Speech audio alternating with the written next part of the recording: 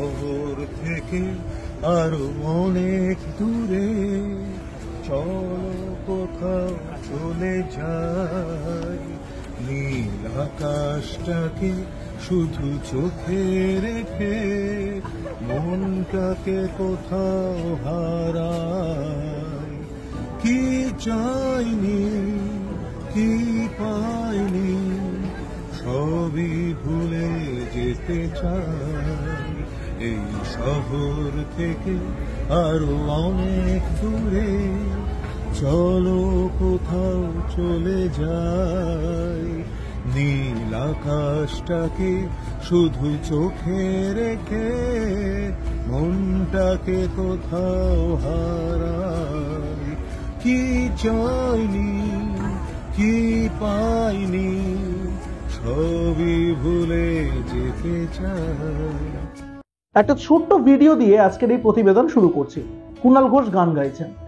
না, কুণাল ঘোষ গান তিনি কলকাতা শহরে থাকলে গান, কখনো কখনো জেলায় জেলায় গিয়ে গান, বিভিন্ন জায়গাতে তাকে গান গাইতে দেখা যায়। কিন্তু এবার একেবারে সুদূর লন্ডনে টেমসের পাশে, পিছনে জায়ান্ট হুইল, সামনে টেমস বয়ে যাচ্ছে আর তার পাশেই গান গাইছেন কুণাল ঘোষ। এই ভিডিওটা আরেকবার আপনাদেরকে দেখাবো, তারপর বিস্তারিত আলোচনায় আসবো যে মুখ্যমন্ত্রী মমতা বন্দ্যোপাধ্যায় লন্ডন সফরে গিয়েছেন, কেন গিয়েছেন? শুধুই কি অক্সফোর্ড ইউনিভার্সিটির একটি অনুষ্ঠানে ভাষণ দেওয়া, নাকি এর পেছনে আরো অনেক অনেক গুরুত্বপূর্ণ বিষয় লুকিয়ে রয়েছে, যেগুলো ধীরে ধীরে আমরা দেখতে পাচ্ছি সামনে আসছে এবং বিস্তারিত এই বিষয়গুলো আপনাদেরকে জানাবো। তবে তার আগে কুণাল ঘোষের সেই গান আরেকবার শোনাবো লন্ডন থেকে, যেটা তিনি রেকর্ড করেছেন। দেখুন। শহর থেকে আরো অনেক দূরে চলো কোথাও চলে যাই, নীল আকাশটাকে শুধু চোখে রেখে মনটাকে কোথাও হারাই। কি চাইনি কি পাইনি সবই ভুলে যেতে চাই, এই শহর থেকে আরো অনেক দূরে চলো কোথাও চলে যাই, নীল আকাশটাকে শুধু চোখে রেখে মনটাকে কোথাও হারাই। কি চাইনি কি পাইনি সবই ভুলে যেতে চাই। কুণাল ঘোষের গান আপনাদেরকে শোনালাম। এবার আসি মুখ্যমন্ত্রী মমতা বন্দ্যোপাধ্যায় লন্ডন সফরে আলাপ আলোচনা। অনেকগুলো কারণ রয়েছে ঠিক যে কারণে মমতা বন্দ্যোপাধ্যায় লন্ডনে গিয়েছেন, আর বর্তমানে তিনি লন্ডনে রয়েছেন। এই মাসেরই একদম শেষ দিকে তিনি ফিরছেন, আর সেখানে গিয়ে অনেকগুলো বিষয়কে হাইলাইট করা হচ্ছে। একদিকে যেরকম লন্ডন পৌঁছানোর পরেই বেশ কিছু ছোট ছোট গুরুত্বপূর্ণ গোপন বৈঠক হয়েছে বলে জানা গিয়েছে। সেই বৈঠকগুলোতে আলাপ আলোচনা চলেছে যে আগামী দিনে যে অনুষ্ঠানগুলো রয়েছে, বিশেষ করে B2B G2G এবং তার পাশাপাশি BGBS, এইগুলোতে ঠিক কিরকম ভাবে রাজ্য সরকার ডিল করবে লন্ডনের এই বৈঠকগুলোর মধ্যে।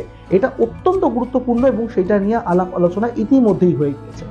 তবে এরপরে ক্রমান্বয়ে যেটা আসছে তা হলো লন্ডনে মমতা বন্দ্যোপাধ্যায়ের জন্যই একটি ছোট্ট অনুষ্ঠান আয়োজন করা হয়েছে ভারতীয় দূতাবাসের তরফে।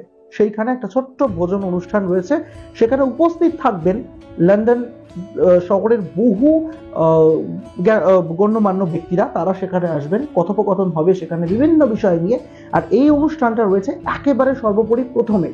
এই অনুষ্ঠানের পরে থাকবে BGBS এর অনুষ্ঠান। সেইখানে যারা বেঙ্গল গ্লোবাল বিজনেস সামিট, যেটা কলকাতায় হয়েছিল, সেখানে বিদেশ থেকে আগত যারা ছিলেন, মানে UK থেকে যারা এসেছিলেন, তারা যেসব বিষয় নিয়ে এই রাজ্যের সঙ্গে আগামী দিনে ব্যবসা বাণিজ্য নিয়ে ডিল করতে চলেছেন, যেই বিষয়গুলো থেমে গিয়েছে বা কথাবার্তা শেষ হয়ে গিয়েছে, আরেকটু আলাপ আলোচনা হলে ব্যাপারগুলোকে আরেকটু এগোনো যাবে, এই সমস্ত বিষয়গুলোকে সামনে তুলে ধরার জন্য BGBS মিটিং থাকছে, যেখানে আগামী দিনে রাজ্যের শিল্পের ছবিটা ঠিক কিরকম হতে চলেছে বা কিরকম হতে পারে সেই বিষয়ে আলোচনা হবে। পাশাপাশি বিনিয়োগ নিয়ে কথাবার্তা হবে, একেবারে ডিটেইলড একটা বিজনেস বা গভর্নমেন্টের যে বিজনেস পলিসি বা গভর্নমেন্ট কিভাবে বিজনেসদের অ্যালাউ করবে, রাজ্য সরকার কিভাবে কোন কোন শিল্পপতিদেরকে এখানে আসতে অনুরোধ করবে, জায়গা দেবে, কিরকম প্ল্যানিং রয়েছে, এই সমস্ত কিছু বিষয়কে নিয়ে একটা আলাপ আলোচনা হবে। এরপর থাকছে B2B G2G, অর্থাৎ সেই অনুষ্ঠানে হবে হচ্ছে এই রাজ্যের সরকারের তরফ থেকে যারা গিয়েছেন, আমলারা গিয়েছেন বা সরকারি আধিকারিকরা রয়েছেন, তারা সেই দেশের সরকারের সঙ্গে কথাবার্তা বলবেন। মোদ্দা কথা, দুটো দেশের মধ্যে ইন্টারনাল পলিসিস যেন ঠিকঠাক হয়, এই সমস্ত সংক্রান্ত বিষয়ের উপর নজর রাখা হবে।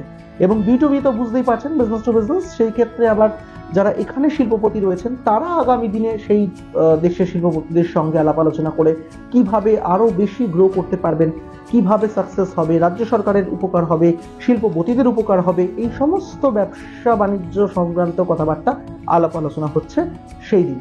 আর এরপর থাকছে সেই বহু প্রতীক্ষিত অনুষ্ঠান কেলক কলেজে, যেখানে মুখ্যমন্ত্রী মমতা বন্দ্যোপাধ্যায় রাজ্য সরকারে তার যে অভিজ্ঞতা, রাজ্য সরকারের যে কিরকম কি প্ল্যানিং অ্যান্ড প্রোগ্রামিং রয়েছে, এই রাজ্যের মানচিত্র রূপরেখা ঠিক কিরকম, প্রেক্ষাপট কিরকম, এই সব বিষয় নিয়ে ভাষণ দেবেন। মোট কথা, পুরো একেবারে টাইট প্ল্যান, হেকটিক প্ল্যান। মুখ্যমন্ত্রী মমতা বন্দ্যোপাধ্যায় নিজেই বিমানবন্দর ছাড়ার সময় কলকাতায় সাংবাদিকদের মুখোমুখি এই কথা বলে গিয়েছেন। আর এখন শুধুমাত্র অপেক্ষা, একটা একটা করে দিন যাবে এবং রাজ্যের প্রতিনিধি মমতা বন্দ্যোপাধ্যায় বাকি প্রতিনিধিদের সঙ্গে সেখানে গিয়ে আগামী দিনে তাদের প্ল্যানগুলোকে ঠিক কিভাবে বাস্তবায়ন করবে সেই সব দিকে আমরা নজর রাখবো। আর আপনাদেরকে অবশ্যই নজর রাখতেই হবে আমাদের চ্যানেলে। আর এই ভিডিও ভালো লেগে থাকলে লাইক করতে ভুলবেন না, শেয়ার করবেন বাকিদের সঙ্গে, আর অবশ্যই গুরুত্বপূর্ণ সাবস্ক্রাইব করতে ভুলবেন না আমাদের ইউটিউব চ্যানেল এক ঝলকে মিডিয়া।